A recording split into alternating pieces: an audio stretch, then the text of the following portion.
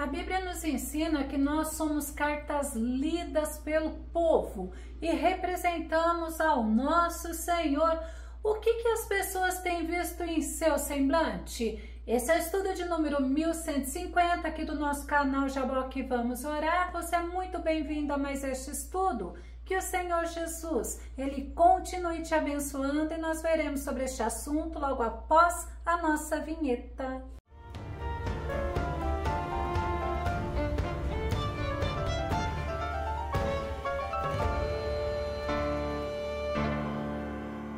Os nossos semblantes, a nossa vida deve refletir a glória do nosso Deus. Vamos ao nosso tema, denunciados pelo semblante. Nosso texto base está no livro de Isaías, capítulo 3, verso 9, que diz: o seu próprio semblante testifica contra eles e revela os seus pecados como Sodoma, sem nada esconder. Ai da vida deles, porquanto mediante suas obras atraíram desgraça sobre si mesmos. Semblante é aspecto, é fisionomia, é aparência. E a Bíblia nos ensina que o nosso semblante pode testificar contra nós, como nos mostrou o nosso texto base. O profeta Isaías, ele relata que o povo israelita, tanto o reino do norte como o reino do sul, agiram de forma a desagradarem ao nosso Deus. Eram pessoas teimosas, de dura cerviz. Seus semblantes demonstravam arrogância, desobediência, orgulho, devassidão. Eles faziam o que bem parecia aos seus próprios olhos, e eles fizeram bem diferente do que o Senhor tinha projetado para eles, pois eles tinham sido separados por Deus para a glória do nome do nosso Deus. Eles rejeitaram todas as advertências do Senhor e foram levados ao cativeiro, e os semblantes deles os denunciavam.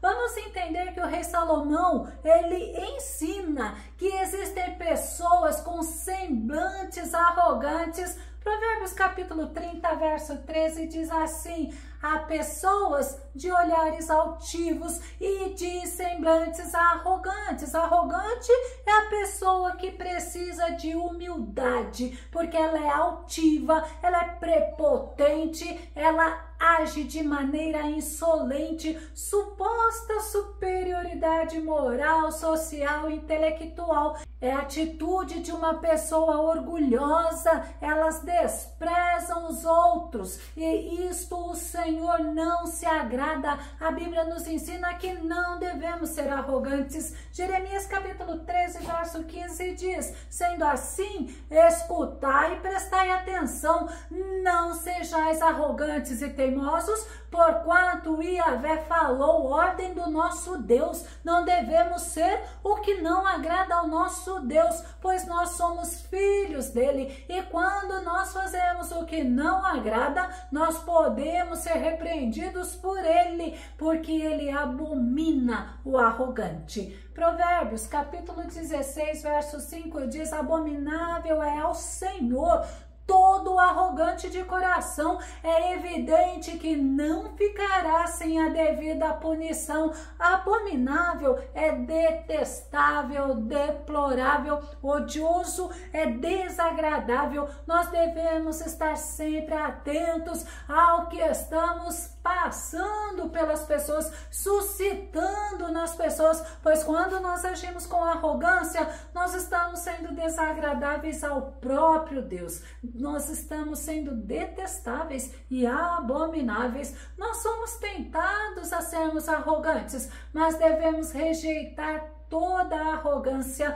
Provérbios capítulo 8, verso 13 diz assim: o temor do Senhor consiste em odiar o mal, rejeitar todo orgulho, a arrogância, o mau comportamento e o falar perverso. Temer a Deus é amá-lo reverentemente, e as nossas ações devem refletir a Cristo. E Jesus nos ensina que devemos aprender com ele a sermos mansos e humildes. Quando nós somos arrogantes, Deus, ele se opõe a nós. Tiago capítulo 4, verso 6 diz: todavia, ele nos outorga graça ainda maior. Por isso, declara a Escritura: Deus se opõe aos arrogantes, mas concede graça aos humildes. Que possamos temer ao Senhor e rejeitar tudo o que o desagrada, porque ele combate, ele contraria, ele reage ao arrogante.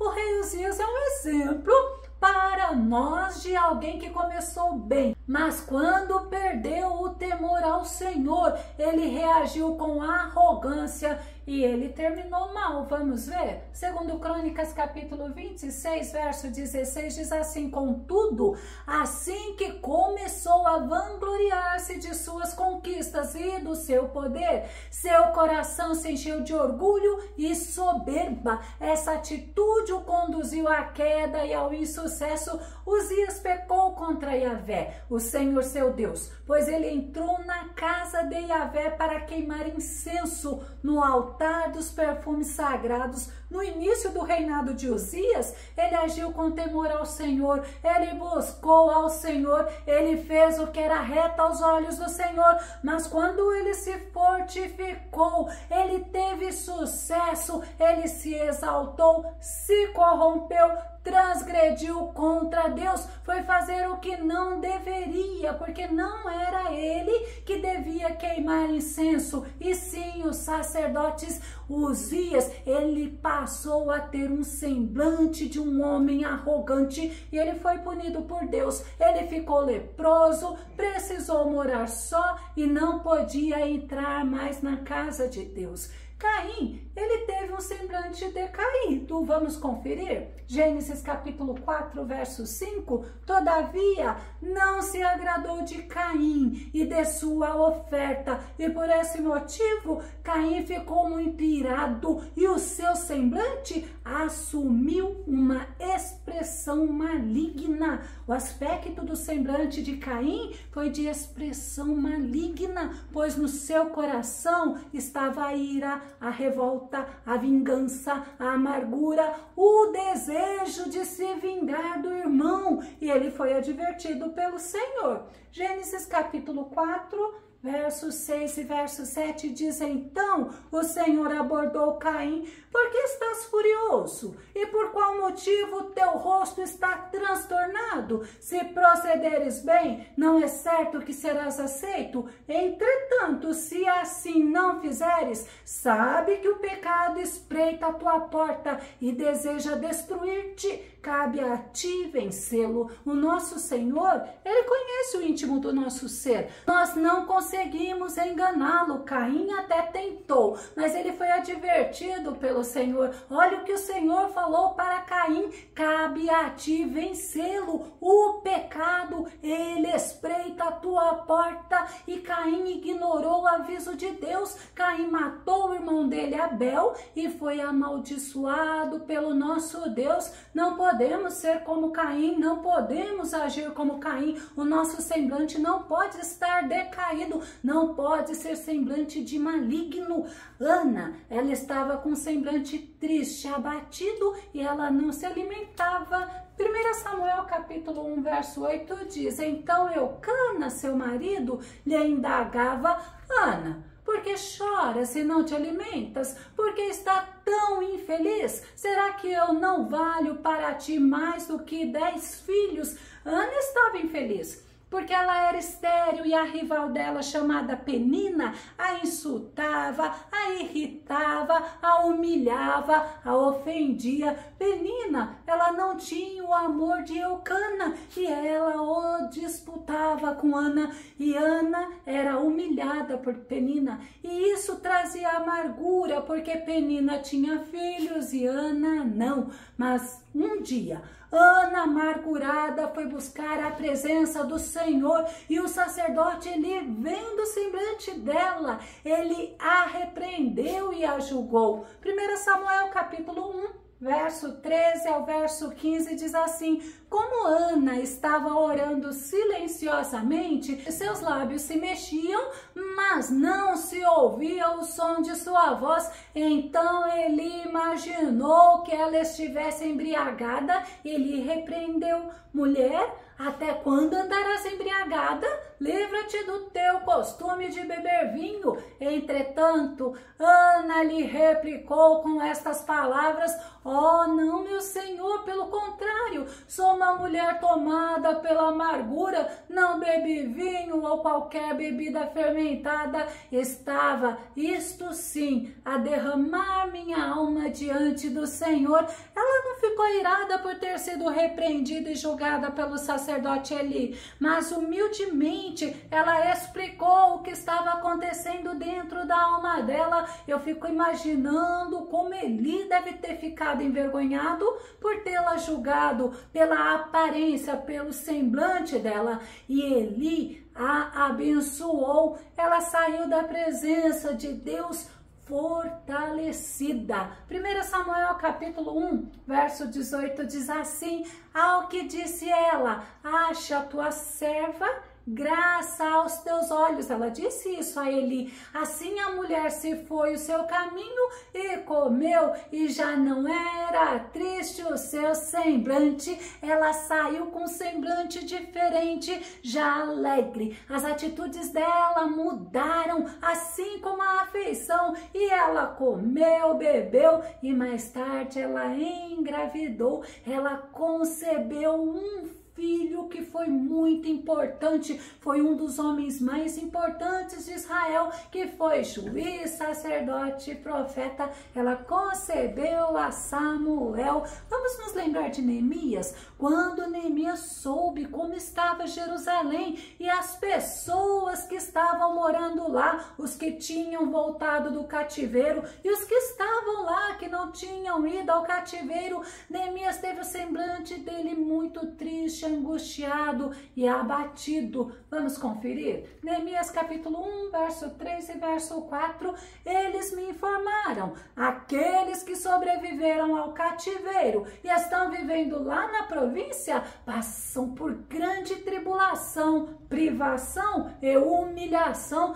Tendo ouvido este relato, assentei-me, chorei amargamente, lamentei por alguns dias e coloquei-me em jejum e oração diante do Deus dos céus. Neemias teve o semblante triste, mas ele reagiu. Por quê? Porque ele orou, ele pediu perdão ao Senhor, ele reconheceu que estavam vivendo as consequências dos pecados do povo, porque eles tinham rejeitado ao Senhor, tinham rejeitado as advertências do Senhor. E a Bíblia nos ensina que Neemias orou, ele jejuou e pediu perdão pelos pecados do povo. É interessante que a Bíblia nos ensina que Neemias, ele era copeiro do rei, e quando ele entrou na presença do rei, o rei notou a tristeza no semblante de Neemias. Neemias capítulo 2, verso 1 e verso 2 diz: no mês de Nissan, Abib, isto é, entre março e abril do 20º ano do rei Artaxerxes, na hora de servir-lhe o vinho, levei-o ao rei. Nunca antes eu havia me apresentado com um semblante triste na presença dele. Por esse motivo me indagou: por que o teu rosto está entristecido? Se não estás enfermo, isso só pode ser tristeza da alma. Então, nesse momento, tive medo. A tristeza de Neemias pela situação do seu povo transpareceu em seu semblante, mas Neemias, ele tinha orado, ele tinha jejuado, pedido perdão ao Senhor, e o Senhor agiu. Ele encontrou graça aos olhos do rei. O rei pediu, perguntou para Neemias o que ele queria, e Neemias pediu para que pudesse ir para Jerusalém e reconstruir o muro, e assim aconteceu. O rei permitiu e o semblante de Neemias foi mudado. Vamos nos lembrar de Agar. Agar estava com o semblante dela angustiado, ela estava aflita, ela estava chorando pelo fato de ter acabado água no odre e desesperada. Ela estava achando que o filho dela, Ismael, iria morrer de sede. Gênesis capítulo 21, verso 16, e foi sentar-se perto dali, a distância de um tiro de arco e flecha. Lastimava consigo mesma: não suporto ver morrer meu menino. Enquanto ela se lamentava, a criança começou a chorar ainda mais forte. Aos olhos de Agar era o fim, mas para Deus, o Deus do impossível, era o início de uma nova história para ela e para Ismael. Gênesis capítulo 21, verso 17, Deus ouviu os gritos do menino e lá do céu a voz do anjo de Deus chamou Agar e a encorajou. Agar, por que te afliges? Não temas, pois Deus ouviu o clamor do menino lá onde tu o deixaste. Imagina que privilégio ela ouvindo a voz do Senhor. Deus ouviu o choro de Ismael e agiu a favor dele, pois Deus, ele tinha promessa de vitória para o futuro de Ismael. Ismael era filho de Abraão com Agar. Gênesis capítulo 21, verso 18 diz: ergue-te, pois, levanta o menino, segura-o pela mão, porque eu farei dele um grande povo. Oh Deus tremendo que nós servimos! Agar recebeu boas notícias da parte do Senhor. Ismael sobreviveria e tinha a promessa de Deus que seria um grande povo. Deus abriu os olhos dela e ela pôde ver uma fonte de boas águas. Glória a Deus!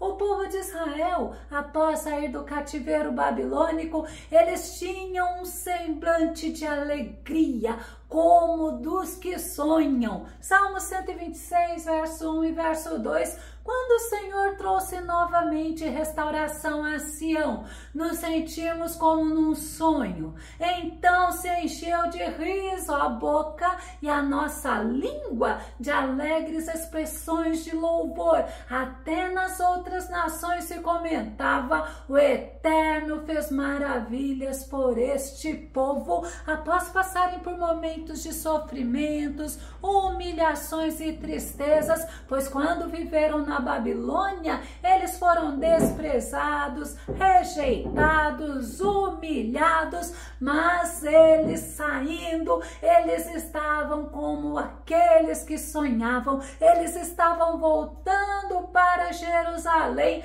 Eles foram atendidos pelo nosso Deus. Eu vou começar a concluir. Quando estivermos aflitos, abatidos, angustiados, entristecidos, devemos fazer como Ana. Devemos nos colocar na presença do Altíssimo, devemos nos derramar diante dele, pois na presença dele a tristeza salta de alegria. Sabe por quê? Porque nós somos cartas lidas pelo povo, conforme nos ensina Paulo. 2 Coríntios capítulo 3, verso 3 diz assim: vós mesmos tendes demonstrados que sois uma carta de Cristo, resultante de nosso ministério, escrita não com tinta, mas com o Espírito do Deus vivo, não em tábuas de pedra, mas em tábuas de corações humanos. Nós somos a habitação do Espírito Santo, ou seja, o Espírito do Deus Altíssimo, o Criador dos céus e da terra, mora dentro de nós. Nós precisamos sempre trazer isso à nossa memória, pois esse é um grande motivo para sermos alegres, para que o nosso coração esteja alegre, para que no nosso semblante as pessoas possam reconhecer o reflexo de Cristo em nós, o brilho de Cristo resplandecendo através de nós. Como está o teu semblante? Se você gostou desse vídeo, se esse vídeo foi edificante na tua vida, ou caso você tenha dúvidas ou sugestões, faça os seus comentários aqui no nosso canal, continue compartilhando os nossos vídeos nas redes sociais e dá o seu like. Caso Caso você ainda não esteja inscrito aqui no nosso canal, eu te convido para que você se inscreva e que o Senhor Jesus, Ele possa continuar te abençoando. E até o nosso próximo estudo aqui no nosso canal Jaboque. Vamos orar. Deus te abençoe e fique com Deus.